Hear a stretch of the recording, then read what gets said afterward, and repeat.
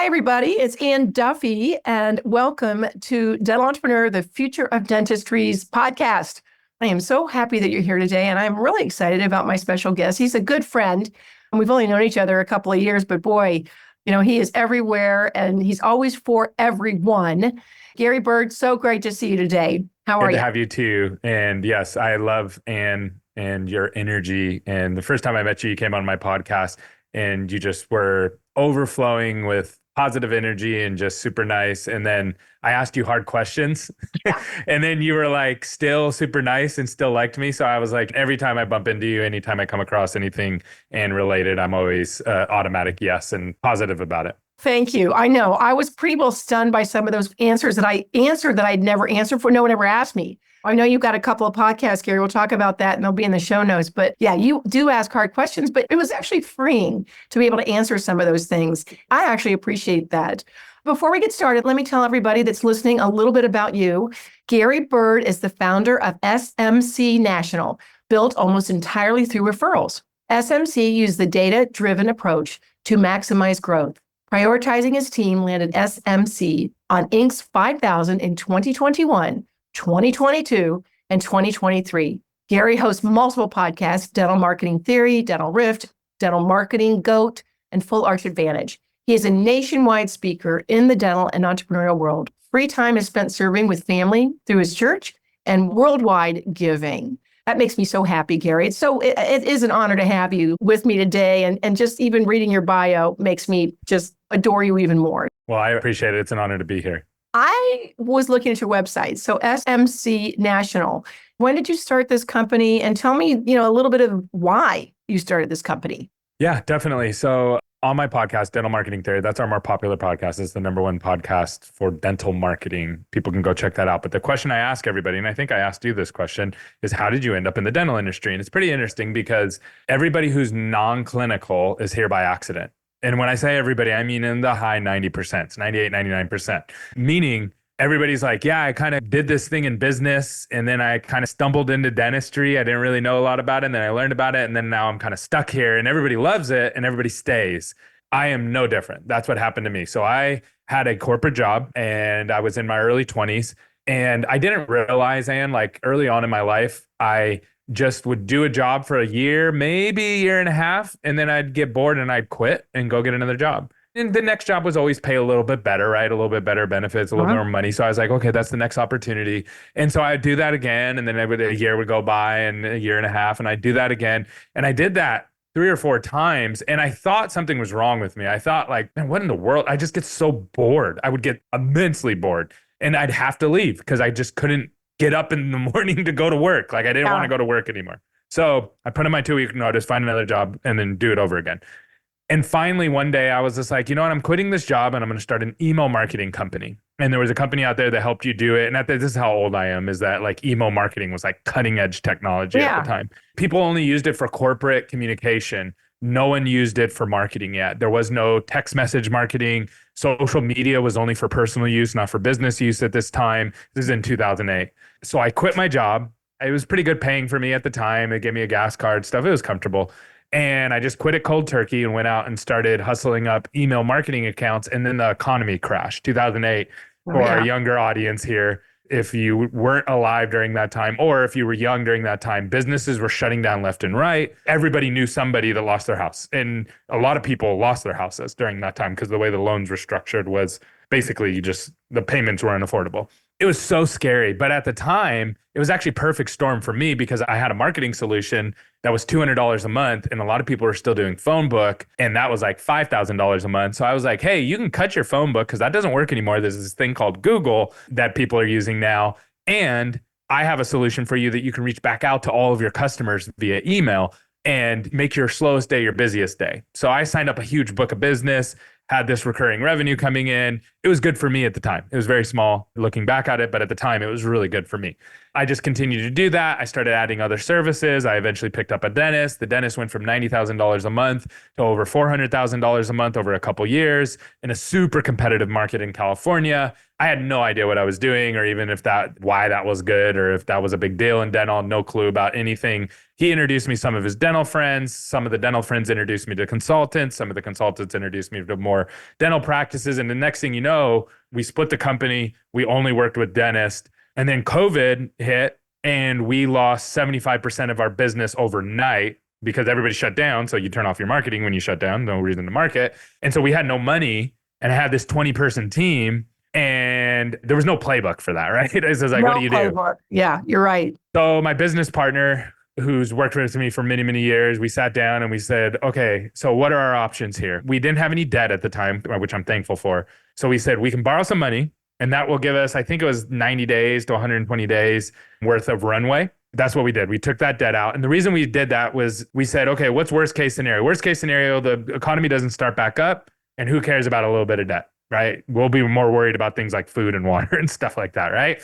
Or the economy will turn back on and we'll be in a really good position. And we bet on the economy starting back up. So we didn't lay anybody off. Everybody else laid everybody off. Oh man, that's impressive. Stupid guess and we got lucky and we're right? It starts from a good heart, Gary. It does, yeah. We were just like, look, let's just keep these guys on. No one could get jobs. You couldn't get a job, right? So what are we going to do? We're going to lay them off and they're going to go on unemployment. And then we're going to be sitting here. What, are we going to hire them back? Like, we're going to have money to do that. So it's just like, let's just keep them on and let's hope and pray that the economy opens back up for everybody's sake, not just for our sake, but for everybody's sake. And the economy did. Things opened back up. Dentistry started to open back up and everybody needed marketing because everybody was starting at zero and we had our whole team ready to go.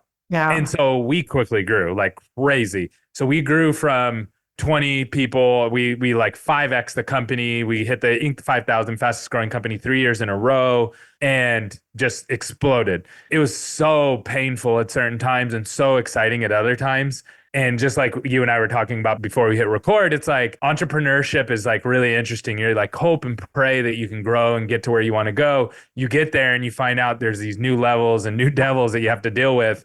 Like, I've never been sued before. Guess what? When you grow, you're going to be sued. I never had people tell me they hate me and I've ruined their life because of the way that we structured things. You know what I mean? And I was like, I never thought that would happen. But on the flip side, there was a lot of good stuff that come from it and a lot of things that I'm super thankful that I learned along the way. So there's the good and the bad that comes with it, but it's been super fun. We're in a really good stage right now. I'm having a lot of fun and learning a lot right now. Yeah, that's kind of where we're at. Wow, that's so cool. And it is true about entrepreneurship. It is a roller coaster. You just have to hang on tight. Yeah. And then also, I love how you took care of your team because I know that's really important to you. And you could tell I've talked to your team members, they really know that you have their back. And that just makes you want to work harder. And again, when the team is all rowing in the same direction, as you mentioned in one of the videos, that there's nothing that can stop you. Because when one person lags behind, you're not going to leave that man behind. You're going to pull him up there, get him on the boat and get him rowing again. So I love that you're in the industry and that your reputation transcends a lot of other marketing firms because they know they can trust you and they know that you have their back. I'm just so interested in like how you cemented yourself into the DSO arena, not only just with the patients, but also gathering offices. I mean, tell me a little bit about what you do in the DSO and why that has attracted you and why has your firm attracted the DSO market? It's so tricky. We're in a really weird time right now. So I'm going to kind of lay the foundation of where we're at right now. And DSO, even the term doesn't really mean a whole lot right now because it can mean a lot of different things depending on who's listening. So there's a couple things going on. Number one, you got the mega DSOs. So these are your big DSOs, 1,000 locations, the Aspens, the Heartlands, right? They have internal marketing. They can use companies like SMC, like here and there, right? I work with a couple locations that work for big DSOs that are just like, we just want to use them. But typically they do their marketing in-house, right? And then you have the really big DSOs. And these are your 500 locations type DSOs and down probably like to 100 locations. We work with some of those as well, not all the locations, but some of the locations, same kind of scenario. But they operate a little bit differently because they don't quite have the same resources that the mega DSOs do. Then you get down into like the 50 locations and they operate totally different. They have an internal marketing person and they kind of play like a hub of who they're going to help work with, like vendors like SMC. Then there's the small DSOs, and these are the 2 to like 10, 15, 20 locations. And they typically don't have the resources to have an in-house person, maybe one person, that's it. And they exclusively work with vendors. And it becomes very, very tricky because we also work with single locations, or a lot of single locations. So the single locations, you're working with a dentist directly. Then you go up to like that next level, that 5, 10, 15. You might be working with a dentist, but you're probably going to be working with somebody who's part-time handling marketing. Maybe they're a hygienist that's halfway marketing person. Then you get up to the next level. You're only working with the marketing people who think totally different than the first two. And then the next group's up, you're working with marketing teams. Like I had somebody email me today and they're like, hey, I just had a meeting with the board and we need to be able to see this and this and this and do this, this and this and this for marketing. You know what I mean? And so they're thinking in a whole nother way because they have private equity money. They're more concerned with like speed, keeping their costs down, where the first guy, the single location dentist guy, he's just like, how many new patients did I have this month? That's all I care about. Like, that's it. That's all that matters to me. There's a lot of nuances in there. And very few people are willing to have these conversations because, to be honest with you, each of those are a separate avatar. You have to market to them differently. You have to speak to them differently. You have to manage them differently. You have to perform for them differently. And that's super hard. And it's all a moving target because the guy that was a single location now is a multi-location, and the multi-location is now a smaller group, and the smaller group now becomes a bigger group on you overnight, and the bigger groups become the mega groups, and so on and so forth. Well, you have to be able to know how to work with all those groups then. I mean, that's why somebody would use you with the experience you have and with the number of people you have and have working in all of those different scenarios at one time or another. It helps you to really focus in on the avatar, right? Who are you working for? And then you have to be able to nuance that and give them what they need and what they want. I think a lot of marketing companies don't want to mess with it too because you're kind of hanging yourself as a marketing company because it's just a matter of time until they bring it in-house. So you're slowly cooking yourself out of a job, if that makes sense, as they grow. There's a lot of nuance in there. Wow. And also keeping all your people because they're trying to probably, hey, how about working for us full time? Well, the good news is that we steal more people from the dental industry than the dental practices steal from us because we're fully remote. That's something that we really emphasize, and it's hard to compete with that. Most DSOs are not virtual. Some are. Some have figured it out and been like, hey, we can be fully virtual DSO as a support group. And then the dental practices obviously aren't. We have a lot of people on our team that worked for Heartland, Aspen, have worked in office managers, even clinical folks, people who've been director of ops, hygienist. That's so cool because when you're in the trenches, it does give you a different view, right? It's nice to be able to have that empathy of actually knowing what your client is feeling along the way. We have several coaches on our team. They all have in-office experience. So they help us. Like when I go wild and I'm like, oh, we should do this. They're like, Gary, you got to remember the front desk. They think this and they think this way. They keep us really grounded in how to operate because most marketing companies have no one on their team from a dental office. Yeah, that is really true. And dentistry is its own little silo there. It is really relationship driven. So many nuances with the dental office and then the mindset of the patient. You know, nobody really wants to go to the dentist. So it's really to get anybody to come when they don't really want to go to begin with. I think that's interesting. But, you know, the AI thing, I know you're really building your avatar with AI. What do you mean by that? So an avatar is like your ideal customer, right? And so a lot of people struggle with this. They're like, who's my ideal customer? And a lot of dentists are like, I want bread and butter dentistry. And it's like, that's not an avatar. An avatar isn't a person. So like a normal GP practice is typically going to attract like a 40-year-old female. They're almost always going to be female. 80% of medical decisions are made by females. And from there, it's like, okay, well, what other information do you have on this person? And before you used to either have to pay tens of thousands of dollars or work with a radio station that has software or something like that. And you could kind of punch in the information and then this expensive software would spit back out. The 40-year-old female in Austin, Texas is interested in these things. They spend this much time online. They go to these stores. They like coupons or they don't like coupons. Now with AI, you can actually go in and you can say, hey, I'm a dental practice in this city. What kind of patient should I target? And it'll start to break down all the demographics, the social graphics, all of that kind of stuff. And it will just spit it out to you in seconds. That's cool. But here's the really cool part. Then you can say, all right, so what are the number one things that is going to prevent this patient from coming in? And I would say it's probably about 90% accurate. And I've done this live on stage in front of hundreds of people. I pick somebody from the audience and I go, okay, tell me about your practice. Okay, you're a super GP office in Phoenix, Arizona. what's your avatar? Boom, it gives me all the information. I go, is this accurate? And then, yeah, it's pretty good. Okay, good. What's the biggest obstacles? Okay, fear, money, time, whatever, right? Depending on the office. High income areas are less concerned about price, more concerned about time. Low income areas are going to be more concerned about cost, but they have more free time. So there's a give and take there. So it breaks all that down. Then you can say to the AI, okay, I want you to give me scripting to deal with each of these obstacles. I want you to start on the phones and work backwards. So then it'll give you all the scripting. Boom, boom. Then from there, you can say, okay, now I want you to write it in an SOP for me. So that way I can quickly give it to my team. And then from there, you can take apps like Loom. And I'm going through this really fast. Yeah, but okay. If people have more questions, I have like webinars on this and stuff. You can use an app called Loom on your phone where you can record. So you can record yourself or record someone on your team. So let's say you have a doctor who's amazing at presenting treatment. You record them on Loom and it gives you a transcript, and then you drop it into the same chat. And you could say, hey, this is Dr. Smith's transcript of treatment presentation. I want you to build this in scripting format and then build an SOP around it to train all of my other doctors to be able to do the same also.